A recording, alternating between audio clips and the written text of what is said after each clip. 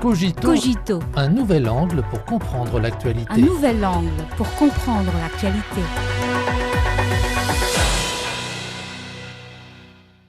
Bienvenue à Cogito. Les autorités chinoises ont publié, le 22 juin dernier, un plan d'action visant à optimiser l'utilisation des capitaux étrangers. En cette année qui marque le lancement du 15e plan quinquennal, ces documents envoient un signal fort en faveur d'une ouverture de haut niveau toujours plus large. Il offre aux investisseurs étrangers un environnement plus favorable et leur permet de bénéficier pleinement de la nouvelle dynamique de développement de la Chine. À l'heure où les tensions géopolitiques s'intensifient et où l'unilatéralisme ainsi que le protectionnisme freinent les investissements transfrontaliers dans le monde, la Chine poursuit résolument sa politique d'ouverture institutionnelle. Elle continue ainsi d'offrir aux capitaux internationaux un espace de stabilité et de croissance. Le 15e plan quinquennal prévoit d'élargir davantage l'ouverture de haut niveau et de renforcer l'attractivité du pays pour les investissements étrangers. Ce nouveau plan d'action traduit concrètement ces orientations stratégiques et ouvre aux entreprises internationales de nouvelles opportunités de marché ainsi qu'un espace de développement élargi. Les documents présentent 15 mesures réparties autour de 5 axes majeurs.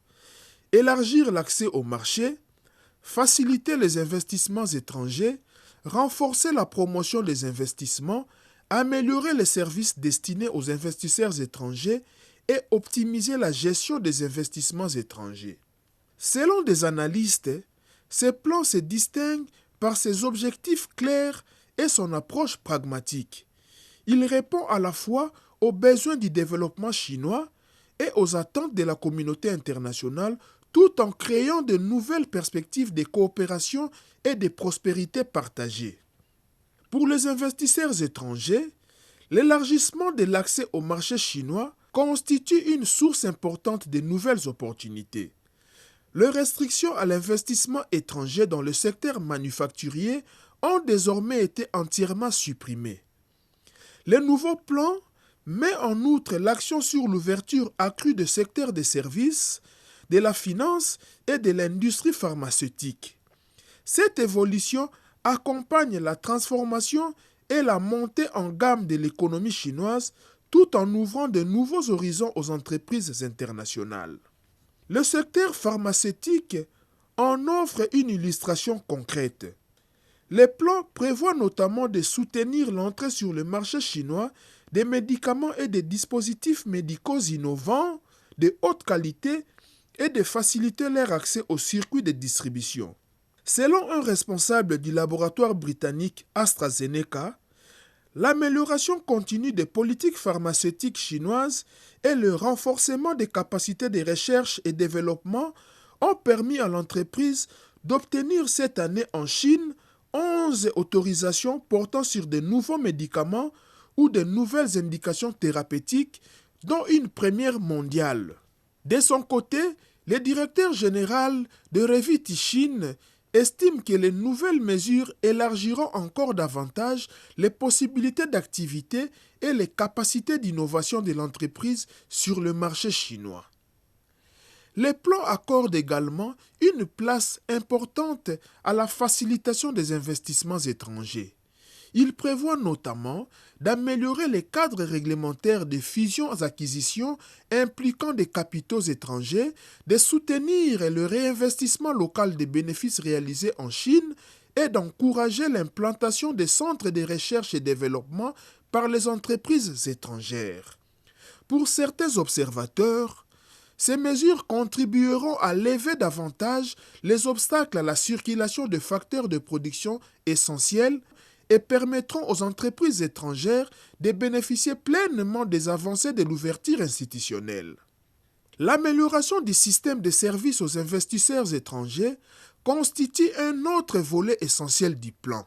Celui-ci prévoit de garantir pleinement le traitement national des entreprises à capitaux étrangers, de soutenir leur participation aux politiques de stimulation de la consommation et d'optimiser l'environnement commercial numérique.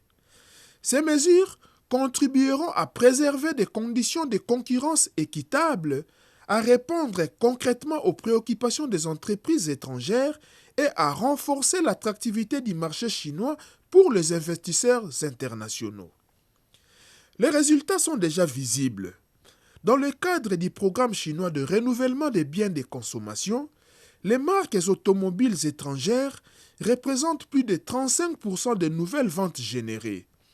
Les nouvelles mesures devraient permettre à ces entreprises de renforcer davantage leur présence sur le marché chinois. Ces avantages politiques tangibles encouragent les entreprises étrangères à accélérer leur développement en Chine. Les statistiques disponibles montrent par ailleurs que plus de 8000 entreprises étrangères ont augmenté leurs investissements en Chine en 2025, soit une hausse de plus de 10% sur un an. Au cours des 5 premiers mois de cette année, près de 4000 entreprises étrangères ont encore renforcé leurs investissements dans le pays. À plus long terme, les fondamentaux qui soutiennent la croissance économique chinoise demeurent solides. La Chine poursuivra son ouverture à un niveau toujours plus élevé et continuera de jouer un rôle majeur dans le flux mondial d'investissement transfrontalier. Avec la mise en œuvre progressive du 15e plan quinquennal, les entreprises étrangères disposeront de conditions encore plus favorables pour se développer en Chine.